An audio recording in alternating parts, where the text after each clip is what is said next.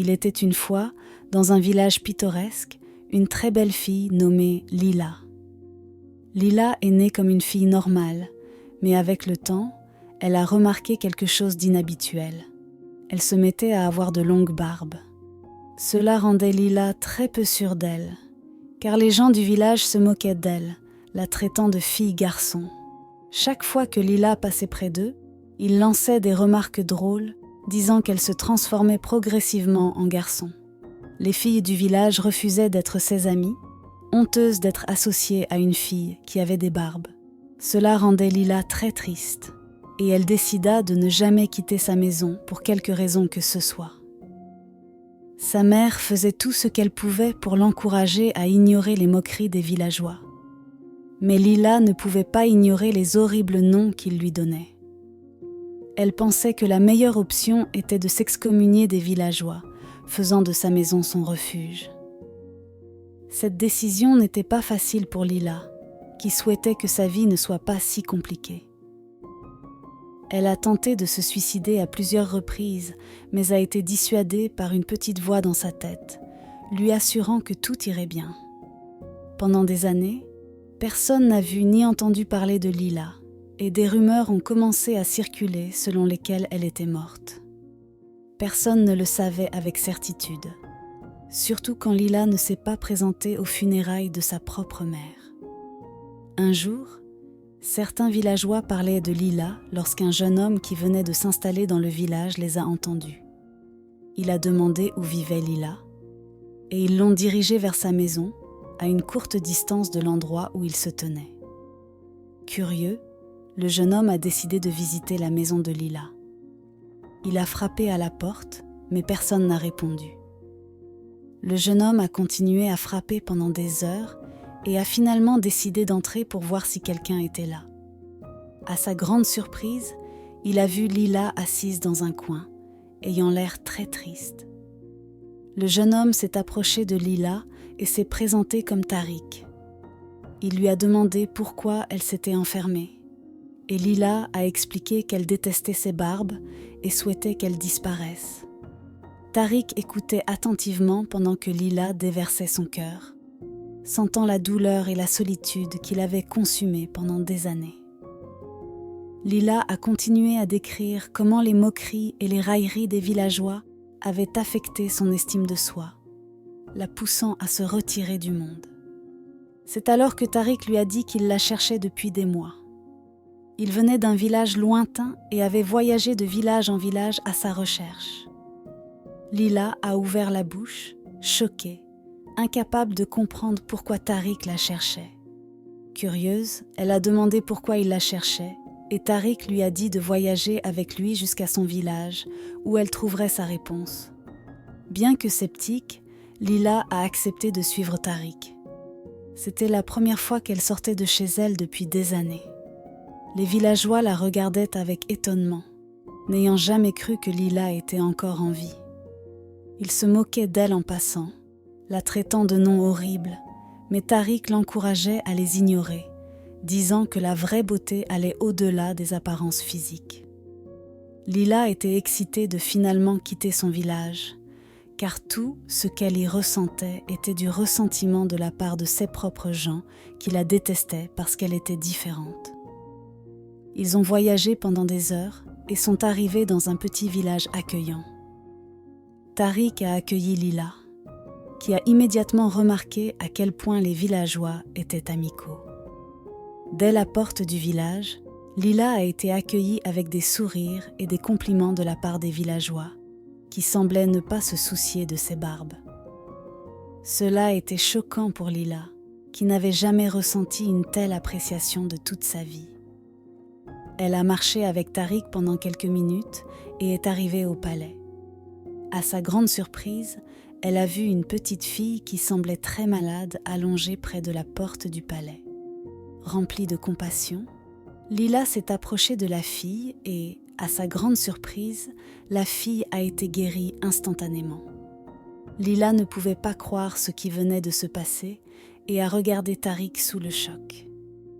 Ils sont entrés dans le palais et Lila a rencontré une fille qui lui ressemblait exactement, également avec des barbes. Tariq a présenté Lila à la fille comme la princesse Zara. Confuse, Lila a demandé comment cela était possible, et Tariq a révélé que Lila était la fille perdue depuis longtemps du roi. Lila a ouvert la bouche de surprise, ne sachant jamais qu'elle avait une sœur jumelle et que Tariq était son frère. Elle essayait encore de comprendre cette révélation quand le roi est sorti de sa chambre intérieure et l'a accueillie à la maison. Lila n'avait jamais été aussi confuse de sa vie. Elle a demandé comment cela était possible, et le roi a raconté comment il était tombé amoureux de la mère de Lila de nombreuses années auparavant. Il voulait l'épouser, mais sa famille s'y était opposée parce qu'il était de sang royal et que la mère de Lila était considérée comme une roturière. La famille royale lui avait ordonné d'épouser la fille du roi voisin, menaçant de lui retirer le trône s'il allait contre leurs souhaits. Ce qu'il ne savait pas, c'est que la mère de Lila était déjà enceinte de jumeaux. Dans leur royaume, les jumeaux étaient considérés comme un tabou et étaient jetés dans la forêt maléfique. Lorsque la mère de Lila a réalisé qu'elle avait donné naissance à des jumeaux, elle a supplié la sage-femme de garder le secret. Elle a confié l'un des jumeaux à la sage-femme, la suppliant de ramener le bébé au roi, tandis qu'elle fuyait avec l'autre jumeau. La sage-femme a promis de ne jamais révéler que le bébé était un jumeau et a emmené le bébé, Zara, au roi, révélant qu'elle était la fille du roi. Pendant ce temps, la mère de Lila s'est enfuie du village avec Lila et s'est installée dans un village lointain où personne ne la connaissait. Après quelques années, le roi a remarqué que sa fille, Zara, avait commencé à avoir des barbes. Il a cherché des solutions, mais rien n'a fonctionné. Un jour, le roi a invité un voyant au palais qui a révélé que Zara était une jumelle. Le voyant a expliqué que les jumeaux continueraient à avoir des barbes jusqu'à ce qu'ils soient réunis, car leur séparation était la cause des barbes.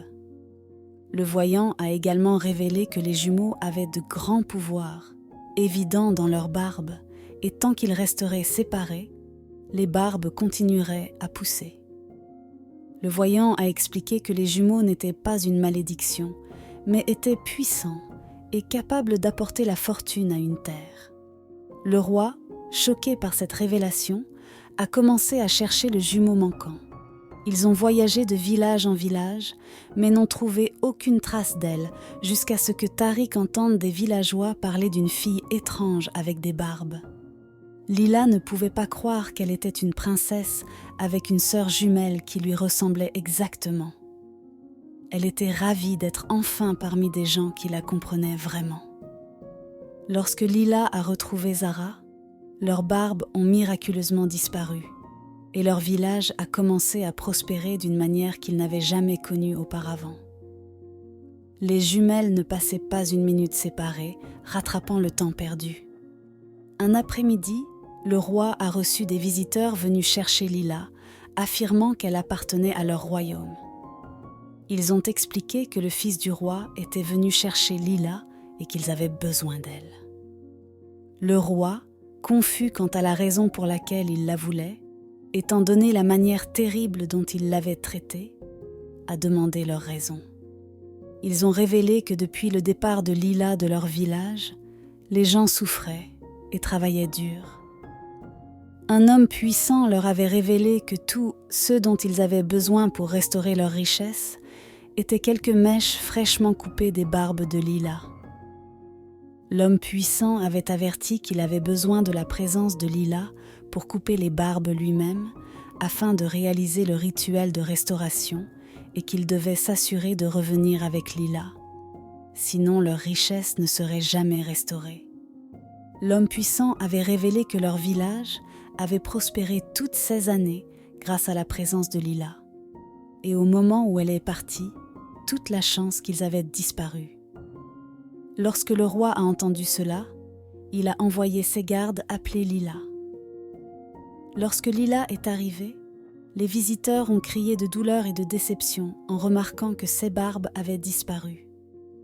Ils sont retournés dans leur village, tristes et incertains de comment combattre la souffrance qu'ils rencontraient.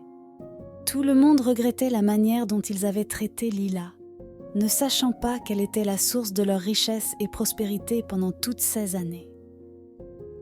Alors que les gens délibéraient sur ce qu'il fallait faire ensuite, ils ont entendu de grands cris de joie. Lila était retournée dans leur village, promettant de restaurer leur richesse de manière permanente. Les gens étaient ravis, et au fil des saisons, le village a commencé à prospérer d'une manière qu'ils n'avaient jamais imaginée. Lila, autrefois rejetée et insultée par les villageois, est devenue leur seul espoir. Les gens regrettaient tout ce qu'ils lui avaient fait, présentant leurs excuses sincères et promettant de ne plus jamais discriminer qui que ce soit. La leçon de cette histoire est que nos paroles sont puissantes et peuvent soit briser, soit élever quelqu'un. Parlez toujours des mots gentils au lieu de mots haineux. De plus, souvent dans la vie, nous ne savons jamais la valeur de ce que nous avons jusqu'à ce que nous le perdions. Soyez gentils les uns envers les autres, car la vie elle-même est imprévisible.